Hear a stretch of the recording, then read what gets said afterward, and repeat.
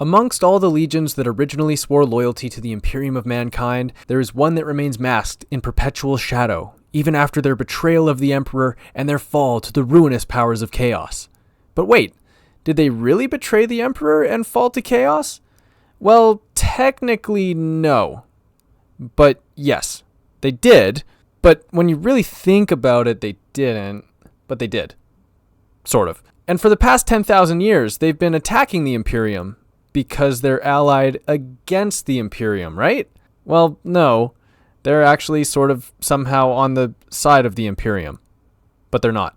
If you haven't figured out who we're talking about in today's video, I'll tell you. It's the Alpha Legion, the legion that prides itself on absolutely confusing the shit out of every single living thing they come into contact with. The Alpha Legion, whose Primarch Alfarius, Alfarius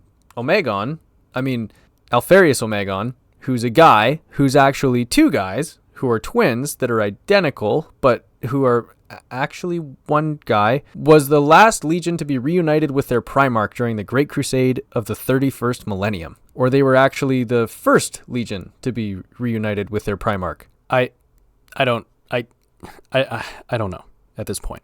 I'll be honest, the Alpha Legion is potentially my favorite faction of all, simply due to how their entire game plan is basically to make everyone around them question their sanity. I'm a very basic bitch when it comes to painting models, and I like to try to adhere to official color schemes and badges and whatnot as much as possible. And hilariously, when looking into the official color schemes for the Alpha Legion, you'll find people saying they're a certain shade of blue, or a different shade of blue, or they're almost green, and their Legion icon is blue, but it's actually silver, or it's green. Literally, every single detail about these guys is contradictory, which is exactly how they like it. Alright, I think I've made my point. Now let's dive into the history of the Alpha Legion and see what they got up to during the Great Crusade, the Horus Heresy, and the 11 millennia that followed, leading us to whatever weird fuckery they're doing now. After a massive millennia-long series of wars that unified Terra, which were called the Unification Wars, which makes sense, the Emperor of Mankind embarked on a crusade that would span the entire galaxy, searching for his Primarch sons and reuniting humanity's fractured worlds. This was to be a truly great crusade, and it was called the Great Crusade. Odd how the Imperium, which has so many organizations and departments within it that some of these organizations actively work against one another because they don't know that the other one exists, doesn't at least have a naming things department. You want to know what they called the period of time where everything was really shitty on Earth? An age that was full of strife? They called it the Age of Strife. But anyways, I digress. As I mentioned, the Great Crusade served two purposes: to find the Primarch sons of the Emperor and to reunify the worlds of humanity, bringing them together under the control of the Imperium. It is said that Horus Lupercal was the Emperor's first son to be found during this Great Crusade, with their time spent together creating a loving father-son bond so powerful that nothing could ever break it.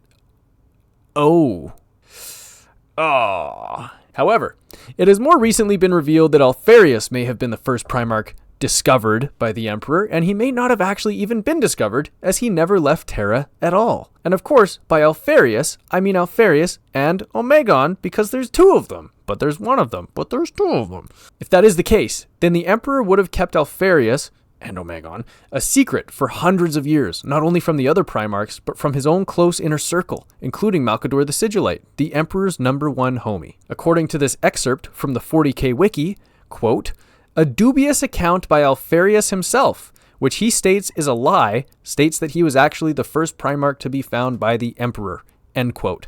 What does that mean? I don't f***ing know, dude. That's like, yeah.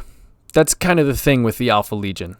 They'll be like, "Hey, I need to tell you this really important, super true thing." And then they'll tell you, and then they'll be like, "Oh, by the way, I was lying to you that whole time. Or was I?" And then you'll be like, how do you guys even get anything done? Your communication skills are appalling. You all look the same. You all call yourself Alfarius, and I'm pretty sure one of you was watching me sleep last night. And then they'll be like, "Yeah, actually, there were 5 of us in there. You had a nightmare, and you started crying in your sleep. We lost a lot of respect for you." You'll be like, "Oh my God, really?" And they'll be like, "Oh, no, we lied again. That didn't happen." Or did it? That's literally this Legion. Honestly, you could read all the books about the Alpha Legion and hear what I just said and go, "Oh yeah, that checks out. That's definitely the kind of stuff they do." But what's really interesting about the Alpha Legion is that while their communication skills with anyone outside of the Legion are basically non-existent, their internal communication is the best in the entire galaxy. And what I mean is that during the Great Crusade, the Alpha Legion held in its ranks somewhere between 90,000 and 180,000 Astartes. Of course, no one knows what the real number is. Obviously, why would we? But literally every member of the Alpha Legion was seemingly in on every single little ruse they would run. A lot of the time, they would just do stuff for the sake of doing stuff, it seemed, such as during the following instance. While the Alpha Legion was active on the planet of Nurth, seeking to bring it to Imperial compliance, Alfarius and his first and second captains, Ingo Peck and Tyus Herzog, met Lord Commander Tang Namatjira of the 670th Imperial Expedition Fleet. Although the three Astartes looked like identical triplets at first glance, Namatjira's elite personal guard, Dinus Chain, appraised them with his keen eye and could immediately tell that Alfarius was indeed the Primarch, as he stood considerably taller and had an evident ethnic derivation in his cranium, a peculiar slope of his forehead, and a unique build in his brow. Chain had been in the presence of Horus Lupercal, the Primarch held above all Primarchs, and had seen that distinctive, irreplicable physiognomy before. I can't believe I got that on the first try. That's actually crazy. Chain also noted something about Alfarius' eyes, which shone with a bone-chilling Arctic blue intelligence. This was definitely Alfarius. And guess what? It wasn't Alfarius.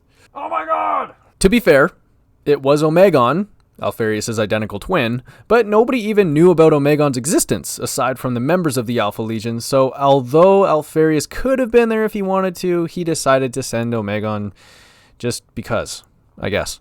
Anyways, while the Alpha Legion were on the planet of Nurth, an agent of a secret Xenos organization known as the Cabal was actively searching for a means to establish contact with Alfarius and his Legion in order to broker a meeting between them. That agent was the legendary John Grammaticus, a psychically gifted human who was super handsome, super smart, great at every martial art, immortal, and absolutely hated himself. Really low-key really hated himself. He's just like me, for real. That's a joke, by the way. I'm just joking. I'm not immortal. Grammaticus would eventually get his message through to Alfarius, and the Alpha Legion, although incredibly doubtful of the legitimacy and the true purpose behind this secretive meeting, agreed to speak to the Cabal. When they did, the Cabal presented them with two equally horrifying visions of the future. Oh yeah, the Cabal can see the future. They told the Alpha Legion that the Horus Heresy was not only imminent, it was completely unavoidable. There was nothing that could be done to dissuade Horus from completely fucking up literally everything, but the Cabal stated that they believed the Alpha Legion were in the perfect position to undo Horus's actions and potentially save the galaxy. The first vision would involve Horus winning. He would slay the Emperor, and in the reflective silence that would follow, the tiny shard of the honorable being he once was would make itself known, eating at his very soul and fueling a sense of self-hatred so powerful that he would turn on his co-conspirators, slaying every Primarch that had joined him, and fueling a new civil war that would culminate in a galactic-level Armageddon that would extinguish all of humanity within 3 generations. The second vision showed the Emperor giving his life to slay Horus, subsequently becoming a hollow husk of his former self, entrapped on the Golden Throne. The Cabal believed this path would lead to stagnation within the Imperium of Mankind, and stagnation would lead to decay, allowing the powers of chaos to gain control within the galaxy until eventually they would consume it entirely. So, somehow, the first option is better, and I'll explain why. The Cabal gave the Alpha Legion 2 choices. Either participate in the extinction of humanity and save all the other races of the galaxy, or save humanity, knowing that it will set in motion a series of events that will culminate in the extinction of literally everything as hell itself takes over. Alfarius ultimately chose option 1, apparently, and sided with the ruinous powers of chaos. Except that they didn't, because of course they didn't. Throughout the heresy, the Alpha Legion can be seen playing both sides. When they were sent by the Emperor, who was unaware of their betrayal, to capture Horus following the Isfahan III massacre, the Alpha Legion instead turned on any loyalists who remained. When Bran Nev, a commander in the staunchly loyalist Raven Guard, arrived at Isfahan V to retrieve what remained of the loyalist forces, including his Primarch Corvus Corax, the Alpha Legion then helped them to escape, even killing the commander of a World Eater's battle barge. The World Eaters at this stage being allied with the Alpha Legions as they both served under Horus. When the Alpha Legion was charged by Horus to attack Pluto, they obliged. with Alpharius himself leading a large fleet against the almost planet. During the battle, however, Alpharius was slain by Rogel Dorn, Primarch of the Imperial Fists. No! Alpharius, you can't die! This is so sad! You always cheated death, and now you're definitely dead! Oh, man! Anyways, Alpharius later reappeared during the muster of traitor forces at Ulanor, because of course he did, giving Horus a detailed map of the Sol System's defenses. Subsequently, the Alpha Legion officially quit the war effort. Except that they didn't. This is actually getting tiring at this point. During the Siege of Terra, in which the traitor legions, chaos occultists, and literal demons were invading Terra, scattered elements of the Alpha Legions were observed fighting on the side of the traitors. In addition, an Alpha Legion Space Marine identifying himself as Alpharius, accompanying a woman named Acte, would aid John Grammaticus and the legendary Olanius Pius in their quest to attempt to stop the final events of the heresy from happening. Ultimately, the Emperor would defeat Horus, but at a tremendous cost. He would need to be interred on the Golden Throne, where he would remain for the next 11,000 years, and it would appear that the Cabal's dreadful second vision of the future, wherein the powers of chaos would eventually consume the galaxy, had come to pass. In the millennia following the heresy, the Alpha Legion have continued to operate entirely on their own agenda. While the other disgraced members of the traitor legions fled into the Eye of Terror following Horus's defeat, it is believed that the Alpha Legion instead began to operate as independent cells hidden throughout the Imperium, subverting and attempting to weaken Imperial rule, still with the supposed ultimate goal of keeping the powers of chaos at bay. And so there we have the Alpha Legion. A legion that is as endearing as it is infuriating. The only legion with 2 Primarchs, but actually only 1, because Alpharius is definitely dead, except that he's not. But yeah, I can't do this anymore. I don't know. Nobody f***ing knows. But I hope Alpharius and Omegon are both alive. Or do I?